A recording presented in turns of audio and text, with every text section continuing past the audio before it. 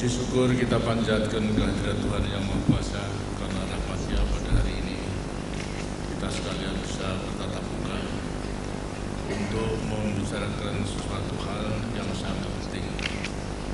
Dalam kesempatan Saudara Menteri Luar Negeri, Menteri Dalam Negeri mengadakan rapat kerja, rapat koordinasi antara Kepala Daerah tingkat 2 dan Kota-Madya seluruh Indonesia, membahas mengenai masalah-masalah pembangunan pada umumnya tentu dan juga kelancaran daripada segala program yang akan segera dilakukan oleh masing-masing kepala daerah tingkat 2 dan Kota-Madya.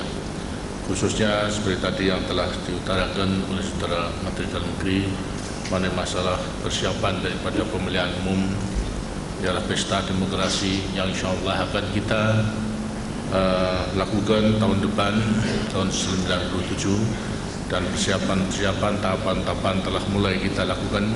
Mau tidak mau di sana sini harus mengadakan cek dan recheck sedemikian rupa sehingga pesta demokrasi pemilihan umum dapat dilaksanakan dengan sebaik-baiknya. Di antaranya juga ada beberapa langkah-langkah untuk menyelesaikan program baik pengentasan kemiskinan, mengenai mengatasi daerah atau desa-desa tertinggal dalam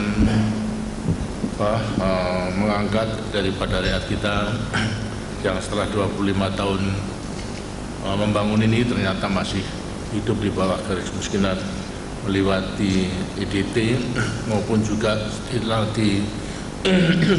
dilanjutkan dengan program daripada Pak Besra maupun Ibu Besra, karena rakyat kita yang hidup di bawah garis kemiskinan ternyata tidak hanya di desa-desa tertinggal, tapi justru hampir separuh adalah juga tinggal di daerah, di desa-desa yang sudah dianggap maju. Sedangkan sumber daripada pembiayanya kalau mengenai desa-desa tertinggal sudah diputuskan melewati impres IDT dalam waktu 3 tahun akan ada dana revolving tiap-tiap tahun 20 juta kali 3 seterusnya sampai 60 juta dan nanti akan merupakan modal yang berputar di desa tersebut. Sedangkan di daerah non IDT, terus desa-desa yang sudah maju relatif itu menurut ukuran kita ternyata juga masih banyak daripada rakyat kita yang hidup di bawah garis kemiskinan. Nah, telah ada polanya pula untuk mengatasi secara gotong royong bersama-sama dengan masyarakat atau rakyat yang telah bisa menggunakan peluang pembangunan itu berhasil untuk terus membantu mereka agar supaya mereka dididik untuk mengerahkan kemampuannya, tapi juga dibantu sedemikian rupa sehingga akhirnya mereka itu akan menjadi kekuatan yang mandiri, yang bisa berusaha sendiri, yang kemudian bisa melanjutkan usaha-usahanya untuk mengatasi kemiskinan dan lain sebagainya. Kesempatan yang baik ini saya akan gunakan, karena itu saya terima kasih kepada Saudara Menteri Dalam Negeri memberi kesempatan kepada saya untuk memberi penjelasan di luar daripada program-program yang tentu, tapi tidak terlepas daripada pembangunan nasional, terutama pembangunan nasional jangka panjang yang sifatnya sangat strategis dan hanya bisa berhasil bila mana kita melaksanakan potensi yang kita miliki, ialah potensi kegotong royongan daripada seluruh masyarakat Indonesia. Karena bila mana program ini tidak dilaksanakan segera, kita akan ketinggalan dan dengan negara-negara lain, dan juga menunggu daripada kemampuan budget negara tidak mungkin, karena memang masih banyak hal-hal yang menyentuh daripada kehidupan rakyat harus kita prioritaskan. Karena itulah kita harus mencari jalan lain. Potensi yang kita miliki diantaranya potensi kegotong royongan daripada rakyat kita secara keseluruhannya. Ternyata beberapa praktek yang kita lakukan secara gotong royong itu juga bisa berhasil. Umpamanya dalam rangka ini mengatasi mengenai tempat-tempat ibadah dengan mendirikan Yayasan Amal Bakti Muslim Pancasila misalnya, diwajibkan atau dianjurkan kepada pegawai negeri dan juga anggota ABRI untuk melakukan sedekah sesuai dengan kemampuannya, karena sedekah adalah memang juga dianjurkan oleh agama. Bagaimanapun juga, walaupun belum cukupi daripada gaji dan sebagainya bagi pegawai negeri maupun ABRI, tapi setidak-tidaknya mereka telah mempunyai penghasilan yang lebih daripada lain-lainnya. Dan kehidupan tentunya lebih baik daripada yang sama sekali belum mempunyai pekerjaan. Karena itulah supaya juga melakukan sedekah tidak hanya memperoleh kesejahteraan kebahagiaan hidup di dunia, tapi juga setidak-tidaknya membuat bekal untuk hidup di akhirat nanti. Karena amal perbuatan di dunia inilah yang akan bisa dibawa ke akhirat nanti. Ternyata dengan sedekah 50 rupiah, 100, 500 ribu itu bisa berkumpul dana yang tidak sedikit, sehingga sekarang sudah bisa membangun masjid kurang lebih 700 masjid di seluruh Indonesia daripada masjid Amal Bakti Muslim Pancasila. Atas dasar daripada pengalaman itu, saya kira juga bisa dipraktekkan, diwujudkan dalam kegiatan-kegiatan yang lain yang juga mempunyai nilai strategis dari pembangunan jangka panjang untuk mencapai cita-cita perjuangan kita ialah masyarakat adil dan makmur berdasarkan Pancasila. Ketiga daripada pelita ke-6 yang merupakan ujung tombak daripada pembangunan jangka panjang yang kedua, dan semua telah berjalan dengan baik. Kita telah masuki daripada era tinggal landas, artinya menggunakan landasnya yang telah kita capai untuk melanjutkan dan meningkatkan serta mendalami daripada pembangunan sedemikian rupa sehingga sasaran yang kita inginkan daripada pembangunan jangka panjang yang kedua ialah kualitas manusia, kualitas masyarakat Indonesia yang maju dengan sinya, hidup dengan aman, tentram, sejahtera dalam tata kehidupan bernegara, berbangsa, berdasarkan Pancasila dan Undang-Undang Dasar 45 bisa dijalankan dengan sebaik-baiknya. Di sampingnya kita memasuki era tinggal landas, kita juga bertekad untuk menggunakan daripada memasuki pembangunan jangka panjang kedua ialah kebangkitan nasional yang kedua. Setelah kita selesai menyelesaikan daripada kebangkitan nasional yang pertama ialah memperjuangkan kemerdekaan dan kemudian mempertahankan sampai akhirnya kita bisa melaksanakan pembangunan dan kemudian kita lanjutkan ialah memasuki kebangkitan nasional yang kedua. Kemerdekaan sebagai hasil daripada kebangkitan nasional yang pertama, mulai daripada perjuangan nenek moyang kita di daerah-daerah, kemudian disempurnakan dengan organisasi yang lebih sempurna mulai 1908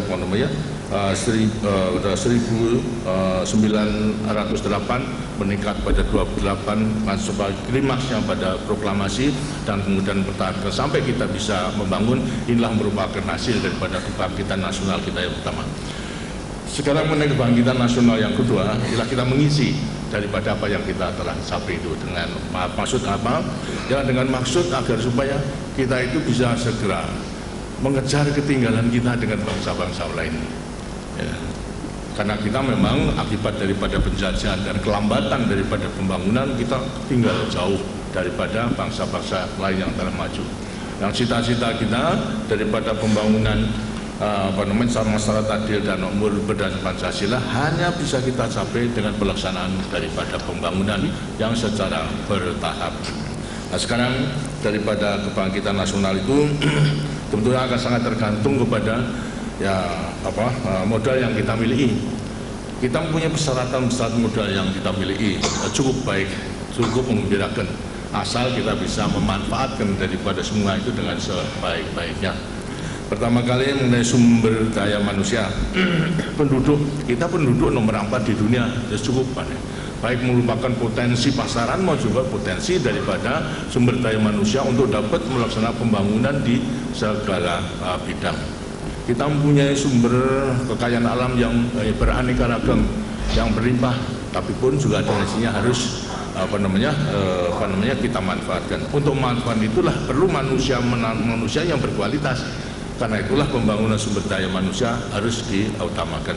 Antara lain perlu memilih ilmu pengetahuan dan teknologi sedemikian rupa sehingga kita bisa akan terus membuat perencanaan sendiri daripada pembangunan dan melaksanakan akhirnya tahap demi tahap kita akan bisa mendekati kepada negara-negara yang telah maju.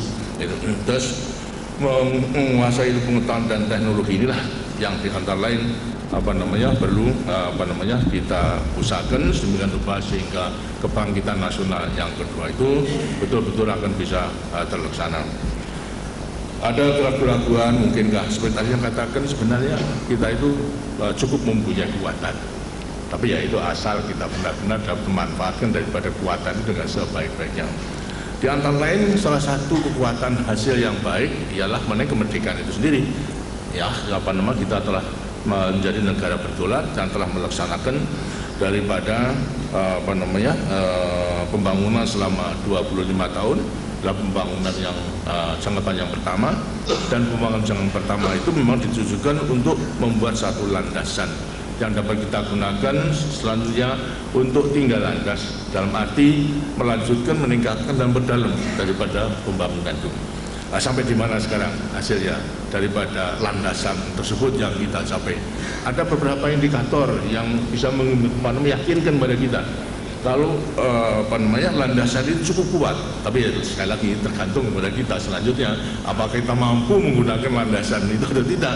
Kalau tidak mampu, hasilnya juga tidak akan ada artinya daripada landasan. Di antara beberapa indikator yang ada, di antara lain selama 25 tahun kita tidak ketinggalan dengan bangsa-bangsa di Asia, Indonesia, terutama negara-negara yang sedang membangun, bahkan juga yang sudah lebih maju. Pertumbuhan kita selama 25 tahun bisa menjamin 7% ke atas. Itu jarang.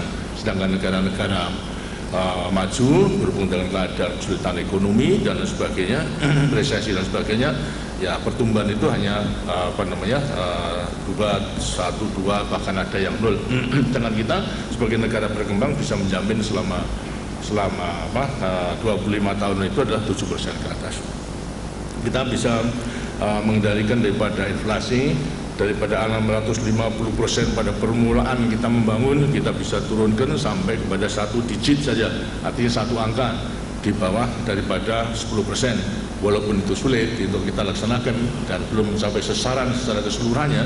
Karena sasaran apa? Kita ingin inflasi kita itu paling tinggi 5%, tapi ternyata masih lebih daripada itu. Karena apa? Ya situasi dan kondisi daripada tanah air kita yang terus terang aja sangat berlainan dengan negara-negara lain itu. Kemudian mengenai GNP, kita bisa membuktikan dari $70 menjadi $920, yang bahkan sebenarnya di tahun 95 sekarang itu telah mencapai $1.000 lebih. Suatu lonjakan yang tidak kecil daripada pendapatan per kapita tersebut.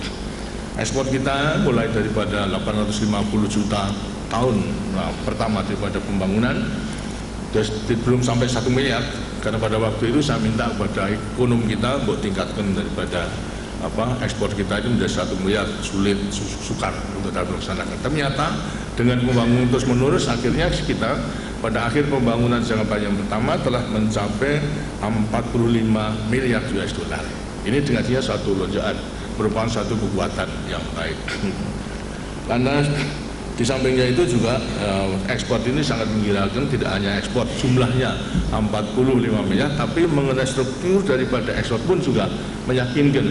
Yang tadinya kita itu hanya mendasarkan kepada minyak, tapi justru non migas sudah lebih tinggi. Daripada migas sudah pertanian, tapi justru daripada manufacturing hasil industri sudah lebih tinggi daripada pertanian. Ini menunjukkan apa jawaban industri kita berjalan dengan baik, landasan yang kita, walaupun daripada industri hulu, menengah sampai hilir pada umumnya, karena industri hulu itu adalah modalnya sangat besar, terpaksa kita tunda, tapi hanya sebagian kemudian kita laksanakan. Tapi kita dengan dia untuk dapat mengejar ketinggalan dengan bangsa-bangsa lain, industri memang harus kita kembangkan, industri hulunya, menengah sampai kepada hilirnya. Ini harus betul-betul dapat dilaksanakan. Produknya tidak hanya untuk mencukupi kebutuhan sendiri dalam arti mengganti impor, tapi justru harus kita ekspor sebanyak-banyak mungkin. Ini sungguh mengembirakan. Kemudian yang sangat mengembirakan lagi diantaranya soal pertanian, yang swasembada pangan. Jelas kita itu sebagai negara terbesar di dunia yang mengimpor beras tahun 84 setelah kita bergulat, artinya berjuang untuk menaikkan produksi per hektar dengan intensifikasi panca usaha dan sebagainya, akhirnya kita bisa swasembada beras tahun 84. Tapi akhir-akhir ini sebenarnya lantas kita terpaksa impor. Apa sebabnya? Kita agak meleset perhitungannya, karena stok nasional yang ada dipikirnya terlalu banyak sehingga lantas dikurangi untuk diekspor, dipinjamkan kepada negara-negara lain. Persis ada kemarau panjang, produksi kurang 4%, ini kita tarik, ya mereka belum mampu, terpaksa kita harus ekspor. Tapi ini adalah temporer, sementara. Sekarang dengan usaha-usaha penggunaan teknologi untuk lebih menjamin produksi per hektar dengan menggunakan bibit unggul yang sekarang dikenal dengan membramu itu sudah meningkat daripada, apalagi juga dengan teknologi penggunaan daripada pupuk tidak surah lagi tapi dengan tablet bisa menghemat 20% daripada kebutuhan pupuk, tapi produksinya bisa naik 10% gitu.